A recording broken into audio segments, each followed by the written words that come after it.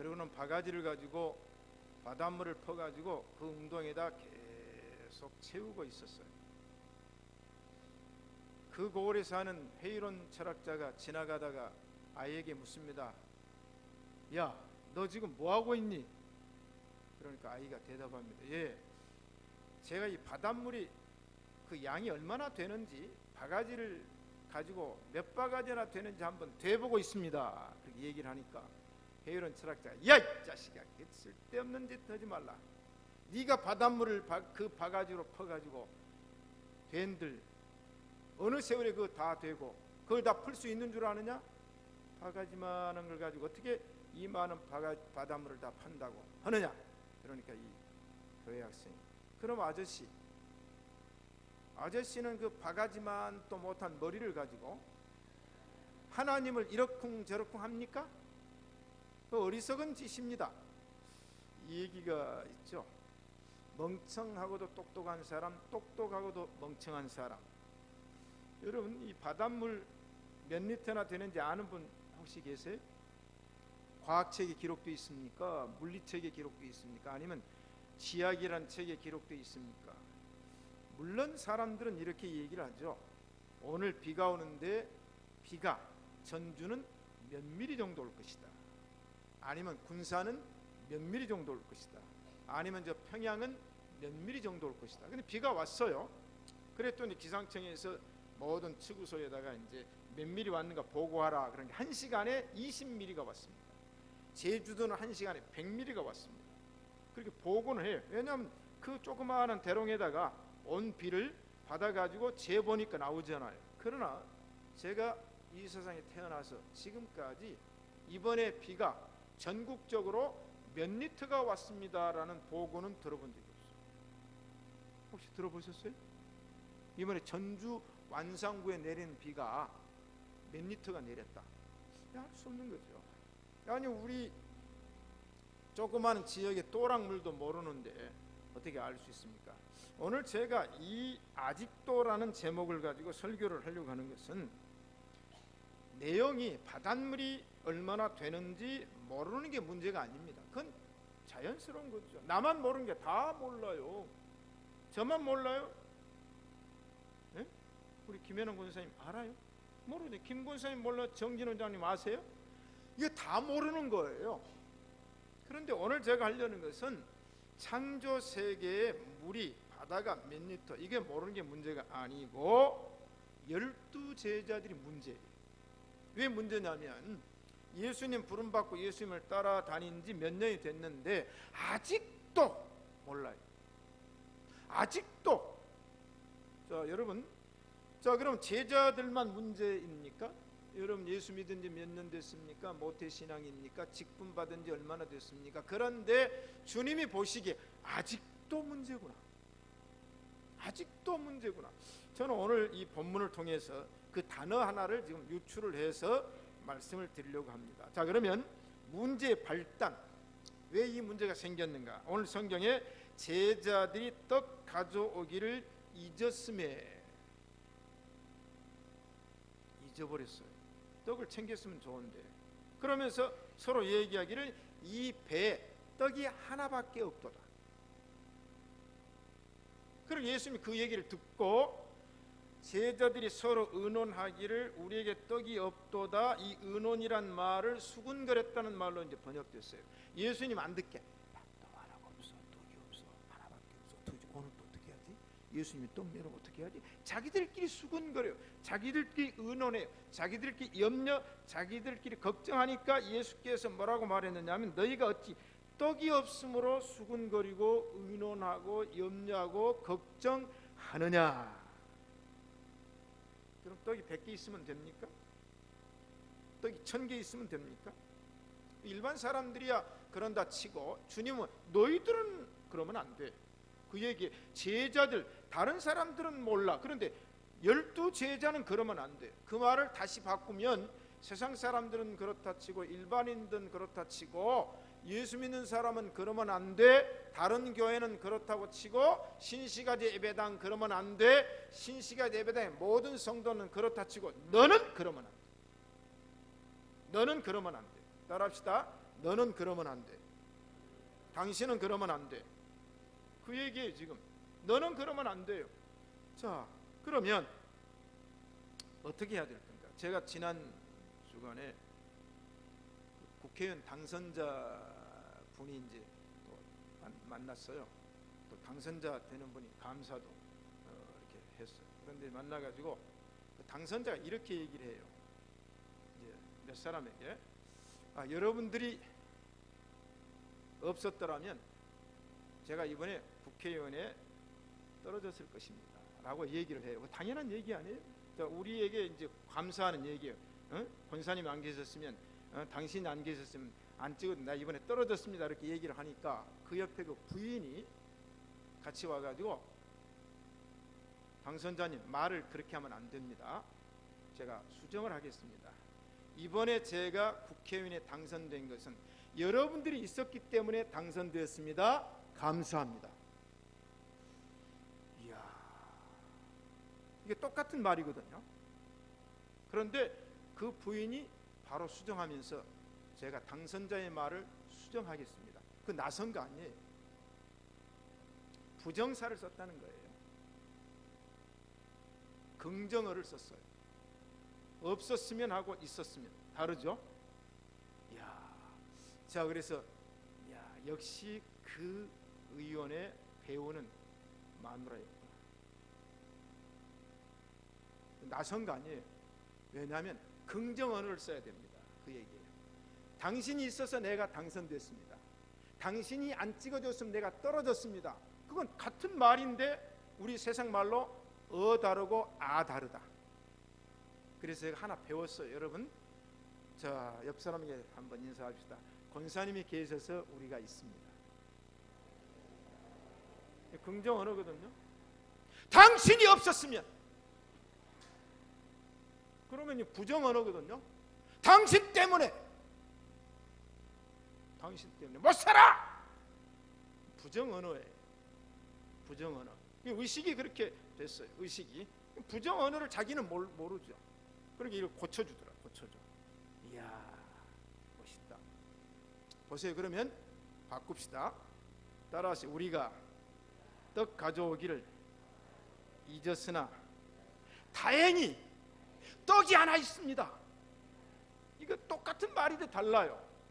우리가 떡 챙기지는 못했는데 배를 탔더니 다행히 떡이 하나가 있습니다. 없다는 말, 떡이 하나밖에 없다는 말하고 떡이 하나 있다는 말은 똑같은 의미인데 전적으로 다릅니다. 우리 신시가 예배당의 성도들은 이제 말을 바꿉시다. 떡이 하나밖에 없다는 말과 떡이 하나 있습니다. 떡이 하나인 것은 똑같아요. 떡이 하나인 건 똑같아요. 근데 표현이 예쁘게 했죠. 떡이 하나 있습니다. 가능성이에요. 이건 긍정의 언어예요. 떡이 하나밖에 없다는 부정의 언어입니다. 우리가 떡이 하나 있습니다. 그건 기대의 언어입니다. 기대. 자, 그럼 오늘 본문을 통해서 제가 몇 가지 말씀드립니다. 첫째는 아직도 알지 못한 제자들. 예수님께서 이 얘기를 한 다음에 아직도 알지 못하느냐, 제발 좀 합시다. 제발 좀 알아줍시다. 이런 말 있죠. 아는 것만큼 보인다.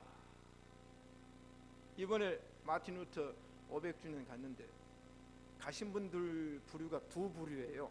하나는 종교개혁사 강의를 1년 동안 듣고 간 분이 있고, 종교개혁사 강의를 안 듣고 간 분이 있어요. 그랬더니 한 분이 이런 얘기예요.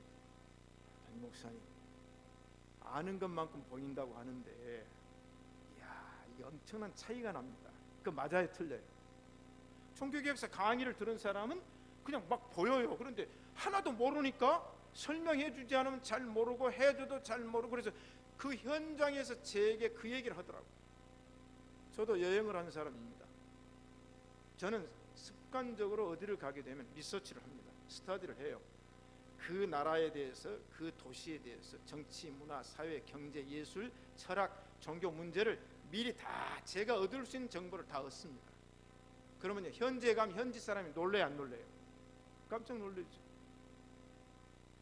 아는 것만큼 보인다. 성경도 아는 것만큼 보일 줄로 믿습니다. 아는 것만큼 너희가 어찌하여 알지 못하느냐. 답답하죠? 얼마나 답답하냐. 답답해. 믿음이라도 있어야 되는데 믿음도 없고 지식도 없고 그러면 아무것도 없죠. 역사라고 하는 건 뭐냐? 세 가지예요. 역사는 사실입니다. 사실. 나중에 또 역사 얘기를 제가 마지막에 하려고 해요. 두 번째는 기록입니다.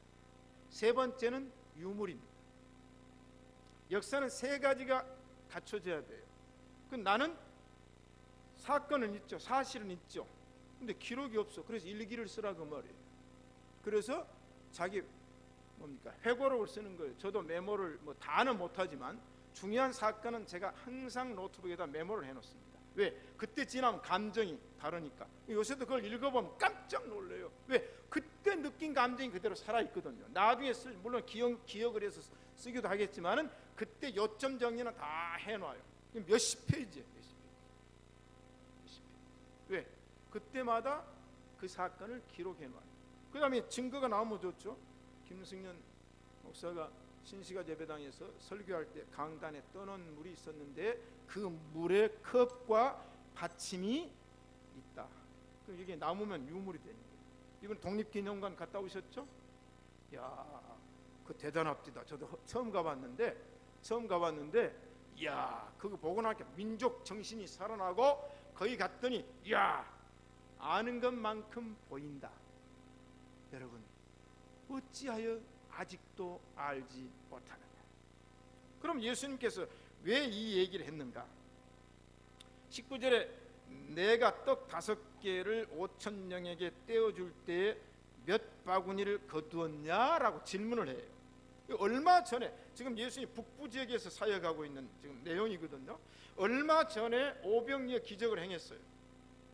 떡 5개와 물고기 2마리로 5,000명을 먹이고 몇 바구니 남았지? 그러니까 제자들이 그때서 12바구니 남았습니다. 회상. 이전의 이야기를 기억하는 거죠. 어떤 사람은 과거 얘기한다고, 자기는 과거 얘기하고 남이 하면은 옛날 얘기한다고 그러는데 똑같이 과거 얘기를 하고 있는 거죠. 왜? 과거는 사실이니까. 제자들이 물어봐요. 그렇지, 제자들이 12바구니 남았습니다. 보세요. 떡이 있었어요? 없었어요? 아침부터 저녁까지 예수님이 강의 설교를 하는데 하루 종일 탈탈 굶었어요. 그때 빌립에게 얘기하죠. 빌립아, 이 많은 사람들에게 떡을 좀 줘라. 그럼 빌립은 얼른 계산해. 예수님, 200데나론이 있어도 부족하는데 그 돈이 어디 있습니까? 예수님께 너희들이 먹을 걸 줘라.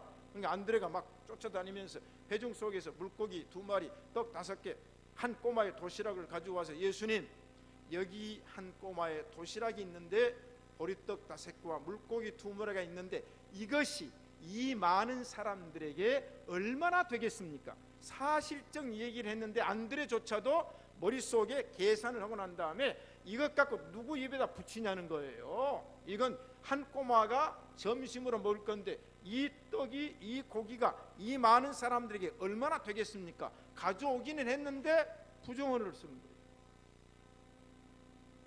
그때 예수님께서 뭐라고 합니까?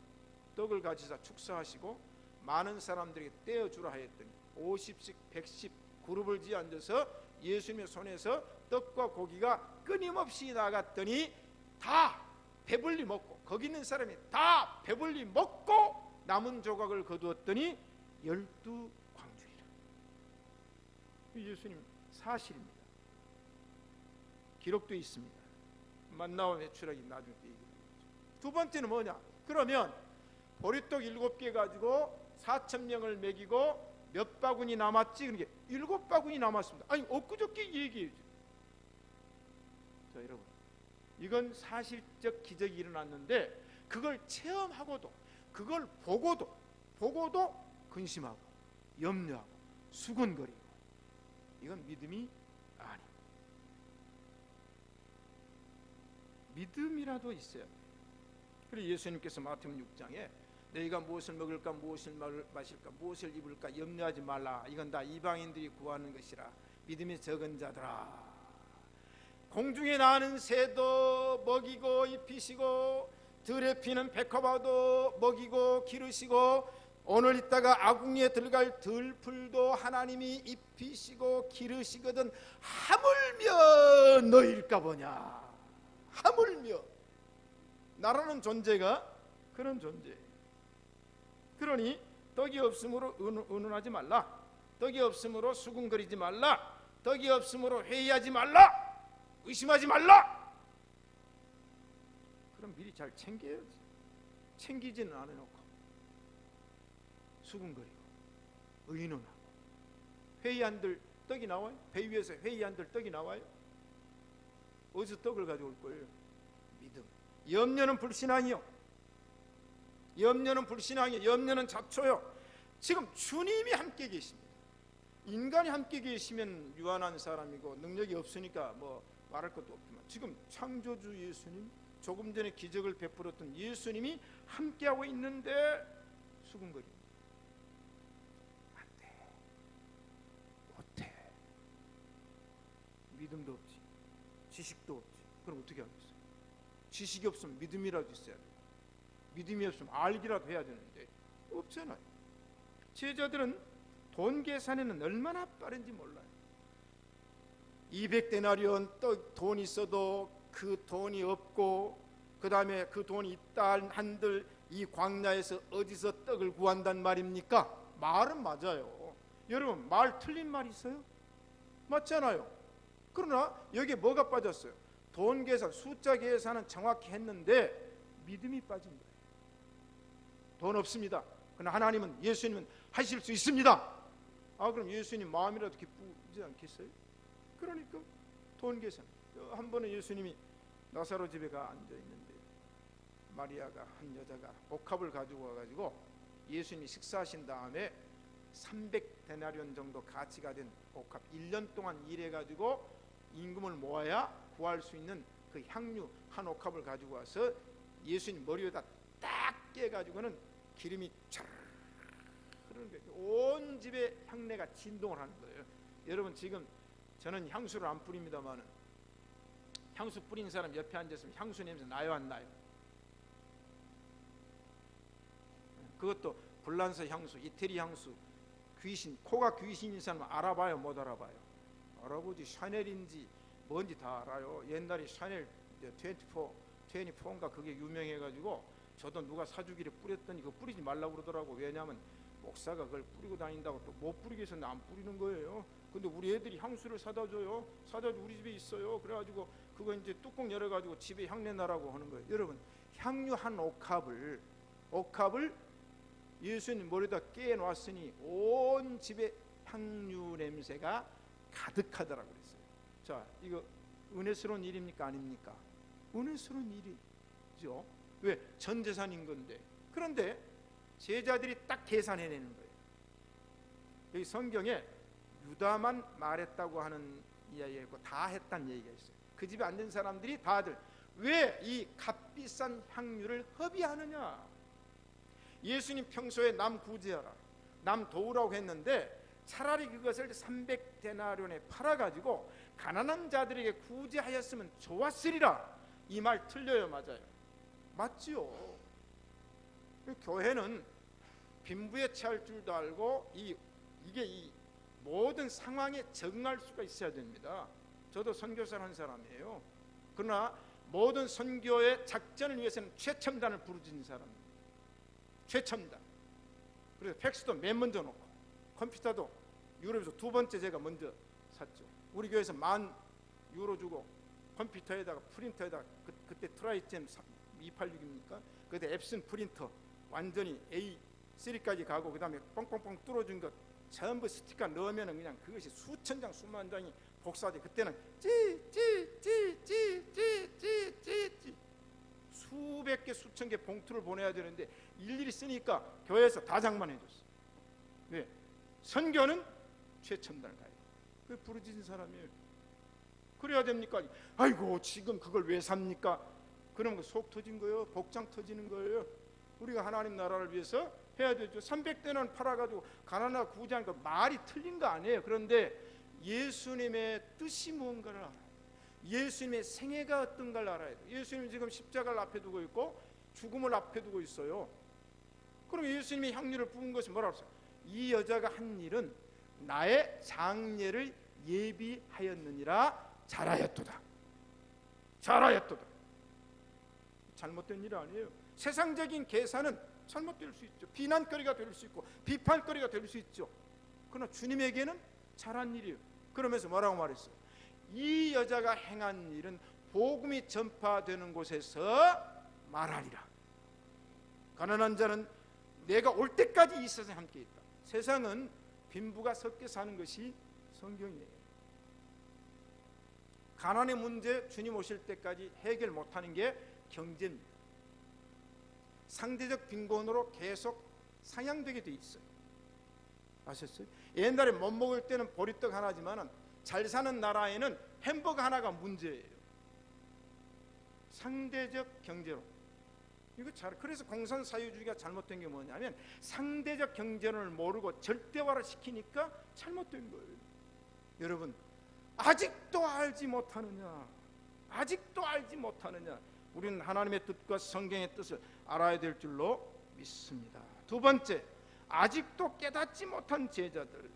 17절과 19절에 두 번 예수님께서 얘기합니다. 아직도 깨닫지 못하느냐? 또 깨닫지 못하느냐? 예수님, 또 못 깨달았느냐? 기회가 여러 번 있었는데 또 못 깨달았어요. 지금까지도 못 깨달았어요. 여러분, 말씀은 깨닫는 것입니다. 아멘.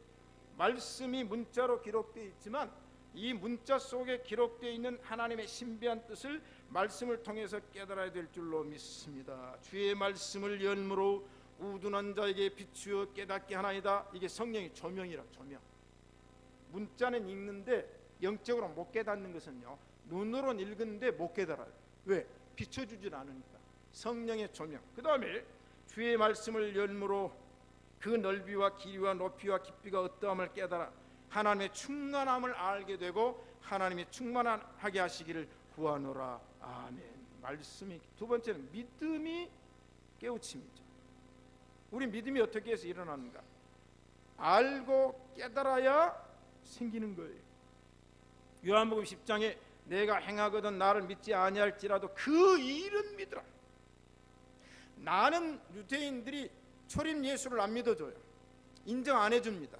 그러나 너희들이 나는 안 믿을지라도 내가 행하는 그 일은 믿으라. 예수님 얼마나 답답했습니까? 기적 행했잖아요. 병 고쳤잖아요. 말씀 증거했잖아요. 그러면 너희들이 나를 인정 안 해도 좋아. 그러나 내가 행하는 일, 그 기적. 그래서 그러면 너희가 아버지께서 내 안에 계시고 내가 아버지 안에 있음을 깨달아 알리라. 여러분, 원인은 아이고 나 그거 못 믿어. 어머니 아버지가 나를 낳는지 그거 어떻게 내가 봤어? 못 믿어. 그럼 너는 내 새끼야. 그럼 DNA 검사해가지고 결과가 나왔으면 믿어야 돼, 안 믿어야 돼요? 내 눈으로 안 봤으니까 못 믿겠다? 그런 사람이 어디 있습니까? 그런 복장 터지는 사람이 어디 있어요? 결과를 보고도 원인을 부정하는 문제죠. 그 다음에 은혜는 뭐냐? 깨닫는 것이. 오늘 또 하나님의 말씀이 깨달아지고 믿음으로 깨달아지고 하나님의 은혜가 임한 줄로 믿습니다. 세 번째는 너희도 아직도 너희 마음이 둔하냐? 예수님께 얘기했어요. 너희가 어찌하여 떡이 없으므로 서로 수군거리느냐? 의논하느냐? 근심하느냐? 걱정하느냐? 아직도 너희 마음이 둔하냐? 여러분, 둔한 사람 답답해요, 안 답답해요? 답답해. 그래, 답돌이와 답순이 답답해. 통한 것이 있어야 답답해. 너희 마음이 둔하냐? 알지 못하고 깨닫지 못했으니까 그 결과는 뭐냐? 마음이 둔한 거예요. 마음이 둔해. 여러분, 우리는 영적으로 똑똑해야 될 줄로 믿습니다. 지식적으로는 몰라도 경험적으로는 몰라도 영적으로는 똑똑해야 돼요. 세상적으로는 구리구리 멍텅구리가 될는지 몰라도 신앙만큼은, 말씀만큼은 똑똑해요. 우리 신시간 예배당의 모든 성도들은 똑똑합시다. 똑똑한 사람을 천재, 영재, 수재, 범재, 인재 그렇게 말해요. 멍청한 사람은 둔재, 바보, 멍텅구리. 어때요? 세상적으로 그 말 들어도 기분 나빠요, 안 나빠요? 저 바보, 저 멍텅구리, 저 둔재, 그럼 기분 나빠요. 영적으로 그 말 들으면 더 기분 나쁘죠. 우리는 둔재가 되면 안 돼요. 너희 마음이 아직도 그렇게 둔하냐? 네 번째 넘어갑니다. 아직도 보고도 못 보고 듣고도 못 듣고 알고도 못 깨달은 너희들, 아직도 보지 못하고 아직도 듣지 못하고 아직도 마음이 어두운 너희들. 오늘 성경이 그랬어요. 너희가 눈이 있어도 보지 못하며 귀가 있어도 듣지 못하느냐?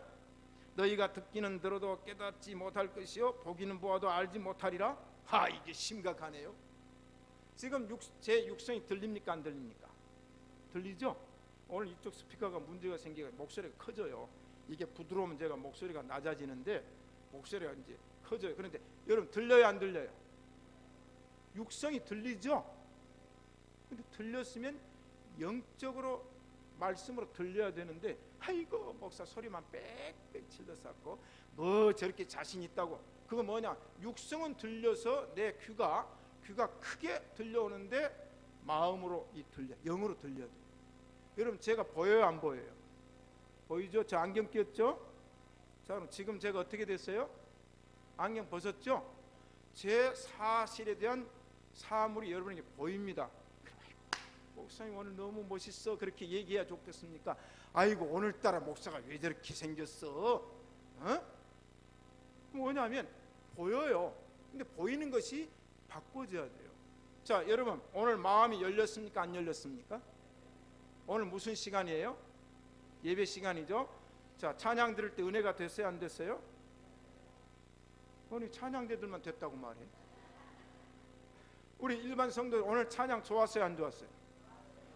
그 일반 찬양이지만 어떻게 찬송을 하느냐 거기에 따라 달라져요. 음악이라는 건 해석이거든요. 해석 아셨죠? 저는 음악 공부를 안 했지만은 작곡자의 해석, 작사자의 해석. 그런 게 세상을 보라 어두운 세상 빛을 기다리는 어두운 세상 이렇게 불러야 정상인데 세상을 보라. 저도 뭡니까 팝송 발라드 식으로 부르려면 얼마나 힙합 부르려면 부를 수 있어요. 이번에 차 타고 가면서도 제가 힙합 불러봤다가 저 혼자 해요. 저는 그렇게 불렀다가 발라드로 불렀다가 다 이렇게 불러보면 참 재밌죠. 그러니까 그 뜻을 알아야 되지 않겠어요? 자 그러니까 이 사람들이 들었는데 안 들렸고 보았는데 안 보였고 마음이 안 열리니까 마음속에 들어오질 않은 거예요. 이걸 갖다가 뭐라고 말해? 영적 장애라. 저거 내일 오전에 또 장애인 단체에 가서 설교하도록 부탁받고 갑니다만 장애, 우리나라 장애인이 지금 10명당에 1명이 넘어가지고요 지금 2명이에요. 치매, 뇌조를 들으니까 KBS 그 의학 전문 기자가 있죠. 치매는 병이 아닙니다. 그러면서 알츠하이머하고 뭐 이게 파킨스 얘기를 하면서 병이 아니라고 속으로 했어요. 치매가 병이 아니면 뭐가 병이요? 갑자기 정신이 혼란해하고 집을 나가가지고 막 돌아다녀. 이게 치매가 병이 아닐까? 나는 그 용납을 못하겠더라고. 치매도 병이어야 그 문제가 되지. 병이 아니면 돌아다니는 것도 가만히 놔두고 혼자 씹는 것도 가만히 놔두는 거 아니잖아요. 영적 장애가 왔다는 거예요. 건망증, 알지 못하고 깨닫지 못하고 듣지 못하고 보지 못하고 마음으로 새기지 못한 영적 건망증이 왔어요. 우리 영적 치매에 걸리지 맙시다. 오늘 기사를 읽어보니까 어떤 치매에 걸린 도둑놈이 도둑질을 했대요. 그래서 도둑질을 10번째, 9번째까지 성공했는데 10번째 하다가 경찰에게 딱 걸렸어요. 그러니까 이제 경찰이 취조를 합니다. 도둑에게 묻습니다. 직업이 뭐요? 그랬더니 빈부격차를 없애기 위해서 불철주야로 노심초사하는 사회운동가입니다. 여러분 도둑이 사회운동가입니까? 그럼 나 지금 당장 나서겠네요. 물론 임꺽정, 홍길동 같은 사람 있었겠지만 아니 도둑이 사회운동가요? 두 번째, 넌 꼭 혼자 도둑질을 하던데 공범은 없냐 그랬더니 세상에 믿을 놈이 하나도 없어서 혼자 합니다. 너 두 번째 마누라 도망갔다며? 그러니까 그거야 또 훔치면 되죠. 그 다음에 경찰이 묻습니다. 너는 휴가도 안 가고 밤낮으로 도둑질만 하냐 그랬더니 이렇게 잡혀오는 날이 나는 휴가입니다. 경찰이 넌 아들 학교 담임 선생님이 신상카드에다가 아버지 직업을 쓰라고 하면 뭐라고 쓰냐? 그러니까 이 치매에 걸린 도둑이 귀중품 운반 요원. 경찰이 또 묻습니다. 너도 때로는 억울하다고 생각한 적이 없냐? 그러니까 치매에 걸린 도둑이 내가 훔쳐온 금반지를 마누라가 팔러 가다가 소매치기 당할 때가 제일 억울합니다. 경찰이 물어요. 그때 마누라가 돌아와서 니한테 뭐라고 말하대? 그러니까 마누라가 본전에 팔았습니다. 마누라도 치매예요. 왜냐하면 남편이 도둑질할 때 본전 안 드리고 도둑질 해왔잖아요. 이게 또 소매치기가 도둑질 해갔으니까 본전 아니에요? 경찰 이 도둑놈도 치매에 도둑이 있다 하는 얘기예요. 여러분 신앙도 치매가 있어요. 금방 잊어버려. 우리 신시가 예배당 초심 잃어버리면 돼야 안 돼요? 우리 예배당 꾸미는데 그때 생각을 지금 잊어버리면 돼야 안 돼요? 그 잊어버리면 치매예요. 여러분 보아도 보지 못하고 들어도 듣지 못하고 마음으로 새기고 깨닫지 못한 사람이 이와 같으니라 예수님께서 얘기합니다. 왜 그러면 보지 못하고 듣지 못하고 깨닫지 못하는가? 두 가지 이유가 있어요. 첫째는 마음이 완악해져서. 옛날에는 안 그랬어요. 옛날에 마음이 완악하지 않으니까 봐도 보이고 들어도 듣고 그냥 은혜를 받아가지고 심령이 하는데 지금 뭐요? 니나 잘 살아. 니나 잘 믿어. 물론 남이 잘못 믿고 잘못 사는 것은 잘못이지만 내가 판단자가 돼가지고 니나 잘 믿어, 니나 잘 살아. 그 뭐요? 내 마음은 완악한 거지. 두 번째 뭐냐? 마음이 강팍해졌다고 했어요. 바로가 마음이 첫 번째 강팍하지 않았으면 백성 살렸습니다. 10번째까지 그 마음이 변치 않으니까 자기 아들이 죽어요. 자, 원인은 뭔가?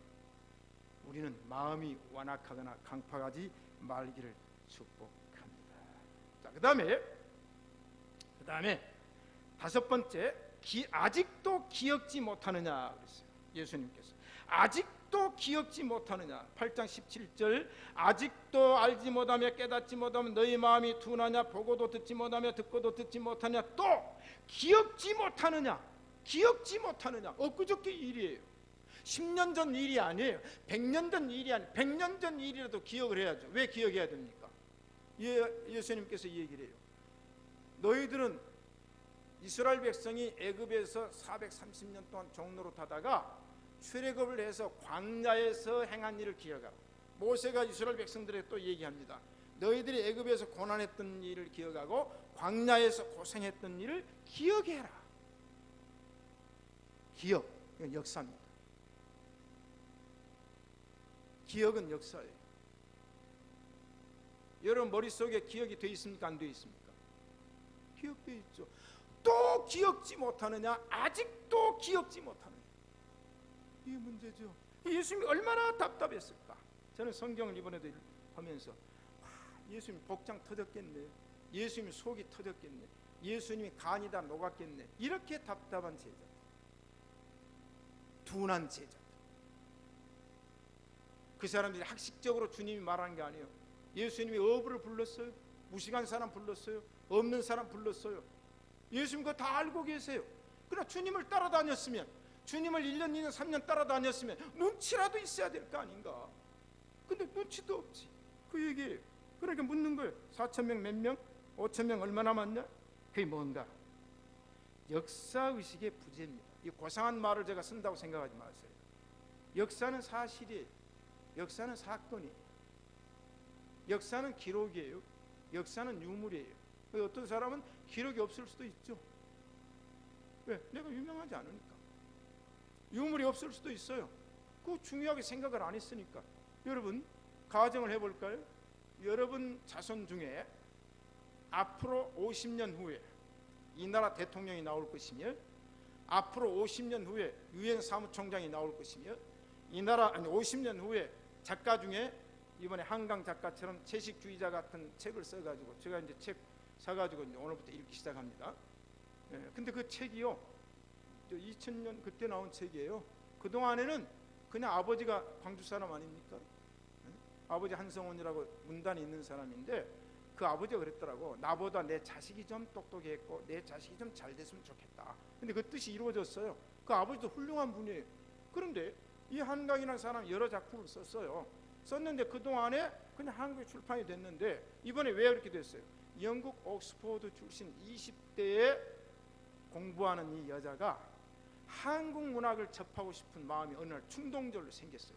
그래서 영국에 알려진 문학을 접하지 말고 한국 문학이 영국에 안 알려졌으니까 알지도 못하고 듣지도 못했던 한국 문학을 내가 하겠다고 그래서 한국 공부를 해가지고 이분이 6년 지금 7, 8년 돼 석사 박사를 받았어요. 그래가지고 이 책을 번역을 한 거예요. 번역. 여러분 문학은 번역입니다. 순교자 김은국 씨가 쓴 소설이 노벨 문학상에 2번이나 올라갔지만 왜 노벨 문학상을 못 탔습니까? 번역자가 문제라. 번역자가 우리나라의 문학과 언어와 그 장르 의미를 잘 표현을 해야 되는데 못 해주니까. 근데 이번에 뭐요? 이 여자가 번역을 너무 잘한 거예요. 그래서 8,200만 원 가운데 8,400만 원 상금 둘이 논아가져요. 번역자를 반을 줍니다. 여러분 놀랍잖아요. 근데 그 책이 이미 10몇 년 돼가지고 그냥 한국서는 사라졌어요. 근데 번역가가 번역을 딱 해내버렸어. 영국 출판계에다 딱 내놨어. 그 영국에 있는 문학인들이 그걸 보고 깜짝 놀라는 거예요. 책도 두껍지도 않아요. 그 내용은 뭔가? 한 남편이 육식을 거부하고 채식만을 주장하는 그 스토리를 썼는데 그 채식이야 우리가 다 알잖아요. 근데 문학적 표현, 그 사람의 장르, 이게 특색이 되는 거죠. 저는 문학을 공부 안 했어요. 장르가 남과 달라요.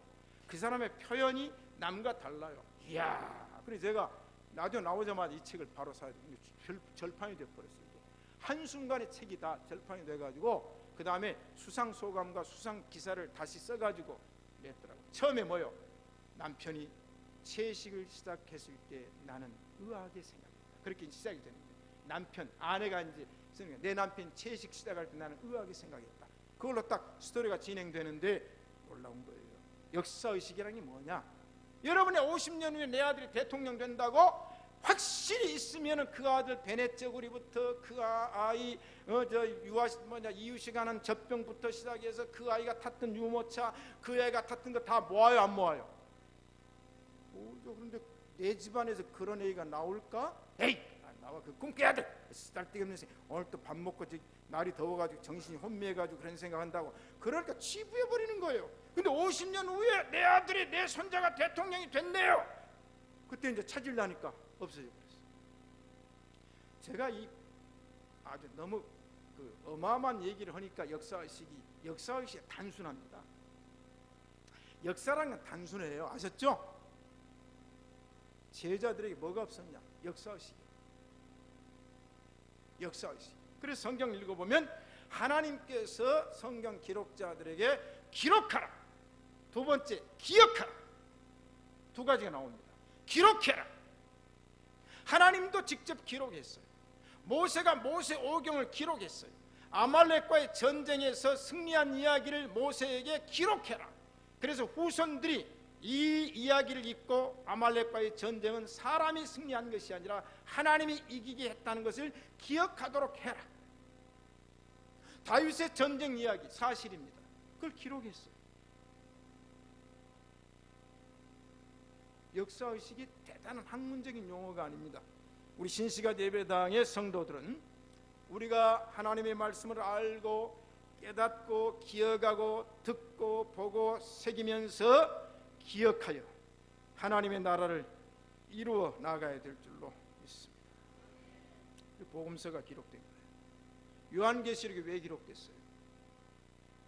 사도 요한이 전도를 너무 열심히 선교하다가 붙잡혀가지고 예배소에 있었는데 지금 이제 바로 지중해 변에 있죠. 반모섬에다 유배를 보내버렸어요. 귀향을 보낸 거예요. 동굴 속에서 이제 있는 겁니다. 그런데 하루는 빛이 임하고 바위가 쫙 갈라지는데 성령의 빛이 임해가지고 기록하라. 기록하라. 이거 뭐예요? 미래를 기록한, 천국을 기록한 그 요한계시록 아닙니까? 요한계시록을 알고 천국 간 사람과 요한계시록 하나도 모르고 천국 간 사람은 뭐가 다르냐면, 알고 가 와 천국이다, 그런데 모르고 간 사람은 또 천국이 이렇게 생겼어. 감동이 달라요. 은혜 받는 사람은 말씀을 알고 말씀을 깨닫고 말씀을 기억하니까 하나님이 감동하여 은혜를 주신 줄로 믿습니다. 기억하라, 기록하라. 성령께서도 어떤 역사를 하십니까? 성령이 오시면 지혜, 성령, 진리의 영, 보혜사가 오면 예수님이 말한 것을 생각나게 하고 내가 가르친 것을 알려주리라. 이게 바로 성령의 역사인 줄로 믿습니다. 결론입니다. 우리 신세가 예배당의 성도들은 영적 장애인이 되지 말고, 내 눈이 어둡다면 내 눈을 밝히사 진리를 보게 하옵소서. 내 귀가 어둡다면 내 귀를 열게 하사 주님의 음성을 듣게 하옵소서. 내 입이 봉해졌다면 성령으로 내 입을 열게 하사 복음을 널리 전하게 하옵소서. 차가운 내 마음을 녹여 주옵소서. 아멘. 오늘 불렀던 찬송, 하나님 아버지 감사합니다. 이제야 네가 알았느냐라는 말을 들을지라도 아직도 알지 못했느냐라는 주님의 탄성을 듣지 않도록 우리는 날마다 깨어있게 하여 주옵소서. 예수님